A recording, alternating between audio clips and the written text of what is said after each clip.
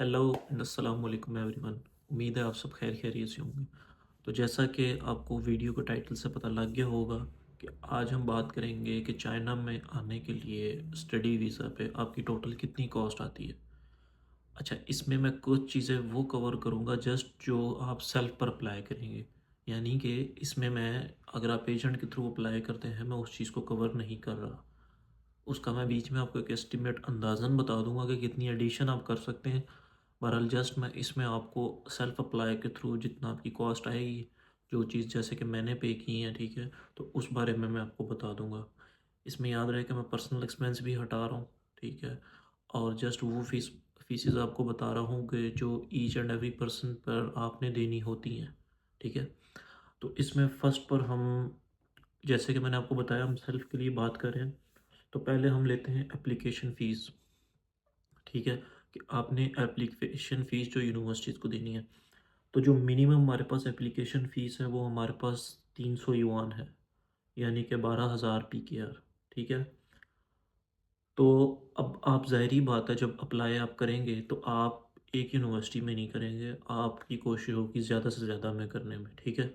तो इसका मैं एस्टिमेट जो हम अमाउंट लेते हैं वो 1,000 युआन लेते हैं, यानी कि 40,000 पीकेआर, ठीक है। साथ साथ मैं आपको युआन पीकेआर दोनों में बता दूंगा ताकि आपकी कैलकुलेशन ईजी रहे। अच्छा, ये हमारे पास ऑलमोस्ट आप समझ लें हमारे पास 4 यूनिवर्सिटीज़ में आपने अप्लाई किया, आपका 1,000 युआन बन गया, ठीक है। इसमें प्लस माइनस हो सकती है, कुछ यूनिवर्सिटी की 400 भी है, 500 भी है, इवन कि जो बहुत अच्छी यूनिवर्सिटी है उनकी तो 600 और 800 फीस है, ठीक है।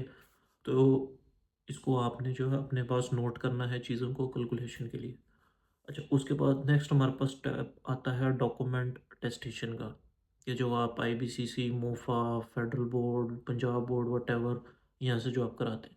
अच्छा, जिस दौर में मैंने करवाई थी तो उस दौर में तकरीबन, क्योंकि मैंने फेडरल बोर्ड से किया था, तो हमारी थी 500 एक डॉक्यूमेंट का, और जो आईबीसीसी था उसका आई थिंक 1800 था, ठीक है। अब का मुझे आइडिया नहीं, उसको आपने पता करना है, देन आपने उस हिसाब से अपना कैलकुलेट करना है। और इसकी मैंने अमाउंट जो एस्टिमेट लगाई है वो लगाई है 25,000, ठीक है। तो याद रहे सब कुछ रफ एस्टिमेट में लगा रहा हूँ, इसमें ज़्यादा ही है, कम नहीं है, ठीक है। इसका 25,000 आपने अपने बोर्ड के हिसाब से, क्योंकि मोफा की तो फ़ीस नहीं है, मोफा ने तो जस्ट वो टिकट लगानी होती है, बाकी जो फीसिस हैं तो वो जस्ट आईबीसीसी की हैं या आपके बोर्ड की है, ठीक है। फिर नेक्स्ट हमारे पास जो चीज़ आती है वो हमारे पास आ रही है जो वीज़ा फ़ीस। वीज़ा फ़ीस आपकी है 12,000, ठीक है। ये जब आपके डॉक्यूमेंट्स आ जाएंगे, आपने वीज़ा फ़ाइल करना होगा, ये तब देनी होगी, ये चीज़ होगी। नेक्स्ट हमारे पास आती है टिकट। अच्छा, टिकट का ऐसा सीन है कि टिकट आपको मिलेगी 1,20,000 से लेकर 1,50,000 तक, ठीक है। 1,00,000 की भी मिल सकती, कम में भी हो सकती है, डिपेंड अपॉन एयरलाइन, टाइम, इन चीज़ों का। तो हम एस्टिमेट इसका लेके चलते हैं 1,50,000 का, ठीक है। 1,50,000 का हमने एस्टिमेट ले लिया। जो लोग बाय रोड आएंगे वो, अगर कोई ऐसा सीन है तो वो एक अलग सिनेरियो उसको छोड़ देते हैं फिलहाल। तो 1,50,000 आपकी होगी टिकट, ठीक है। नेक्स्ट हमारे पास आती है हेल्थ इंश्योरेंस। अच्छा, हेल्थ इंश्योरेंस भी कुछ यूनिवर्सिटीज़ आपसे 800 युआन लेती हैं, यानी कि 36,000, और कुछ यूनिवर्सिटीज़ आपसे 1,000 युआन लेती हैं, यानी कि 40,000। 40,000 आपकी इंश्योरेंस होगी, ठीक है। फिर हमारे पास आता है वीज़ा। अच्छा, एक तो वीज़ा आपने लगवा कर आना है, वो वीज़ा आपको मिलता है 3 माह का। आपने यहाँ आकर दोबारा अपना वीज़ा फ़ाइल करना है यूनिवर्सिटी से डॉक्यूमेंट्स वगैरह लेकर, और उसकी जो फ़ीस है वो हमारे पास होती है 400 युआन, यानी कि 16,000 पी के आर, ठीक है। वो आपका 1 साल का दोबारा लगता है। अच्छा, ये जो वीज़ा वाली कैटेगरी है ये हर प्रोविंस की डिफरेंट है, ठीक है। कुछ यूनिवर्सिटीज़ आपको 4 साल का इकट्ठा दे देती हैं, बट जो मेरी यूनिवर्सिटी है जहाँ पे मैं हूँ वो आपको साल साल का देती हैं, ठीक है। तो ये डिफरेंस मैं आपको बता रहा हूँ। फिर हमारे पास आती है कि आपने, अच्छा, ये सारे हमारे अखराजात हो गए, इसमें मैंने कोई आपका पर्सनल एक्सपेंस नहीं डाला कि आप शॉपिंग आपने कितने की करनी है, आपने ये क्या लेना है, वो क्या लेना है, वो हर किसी का पर्सनल मैटर है। फिर हमारे पास थर्ड चीज़, सॉरी, हमारे पास जो नेक्स्ट लास्ट चीज़ है वो है कि आपने अपने साथ कितना कैश लाना है या कितनी डिजिटल अमाउंट आपके पास, ठीक है। तो उसके लिए मैं आपको एस्टिमेटेड कहूँगा 1,00,000 पी के आर, यानी कि 2,500 युआन, ठीक है। अब इसमें क्या कवर होगा, इसमें अगर तो आप हेल्थ इंश्योरेंस नहीं पे करके आते तो आप आकर 1000 युआन वो दोगे, आप 400 का वीज़ा लगवाओगे, ठीक है। अगर आप पे कर आते हो पाकिस्तान से तो वेल एंड गुड है, ठीक है। यहाँ पर आपको ज़ाहिर बात है, स्कॉलरशिप पे अगर आ रहे हो तो आपको तो स्टाइपेंड मिलना होगा, ठीक है। तो आप उस हिसाब से अपना मैनेज कर सकते हैं। बट अगर कोई ऐसा स्टूडेंट है जो कि यानी जो बैचेस का या डिप्लोमे का आ रहा है, तो वो कम से कम अपने साथ 1 लाख PKR की अमाउंट कन्वर्ट करवा कर लाए। एक तो ये उसका इंश्योरेंस और ये चीज़ें कवर कर लेगी।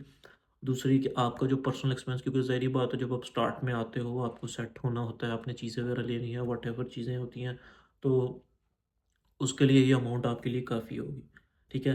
अब ये अमाउंट आपने क्या करनी है, आपने कन्वर्ट करा के अपने अली पे में रखवा लेनी है, ठीक है। आप अली पे में रखवा लेंगे, जब आप यहाँ पर आएंगे तो आपकी ये चीज़ें जो है ना वो कवर कर लेगी। और ये हमारे पास टोटल जो अमाउंट ही है, अगर हम सम अप करें सब, तो हमारे पास बनता है 3,83,000, 3,83,000, ठीक है। अब मैं आपको एस्टिमेटेड उस कैटेगरी में बता देता हूँ कि अगर आप एजेंट के थ्रू करते हो, अगर आप किसी एजेंट कंसल्टेंट के थ्रू करते हो तो वो एप्लीकेशन फ़ीस से पहले आपसे, अच्छा, इस चीज़ में जिसका दाव जितना लगे ना वो आपसे उतना ले सकता है। इसमें मैं आपको कोई फ़िक्स अमाउंट जो है वो नहीं बता सकता, बट एस्टिमेटेड मैं आपको यही कहूँगा कि फॉर एग्ज़ाम्पल आप मास्टर्स के लिए अप्लाई कर रहे हो तो एजेंट आपसे लेता है 3 साढ़े 3 लाख रुपए, ठीक है।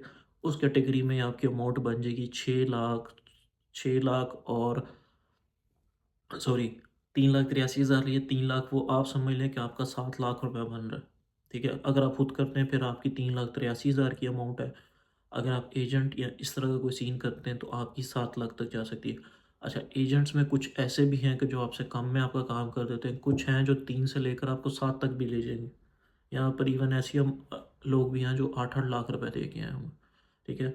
तो वो आपने अपने उस हिसाब से मैनेज करना है। बट ये जो मैंने आपको चीज़ बताई, ये मैंने सबके लिए यूनिवर्सल जो चीज़ है वो मैंने बताई है, ठीक है।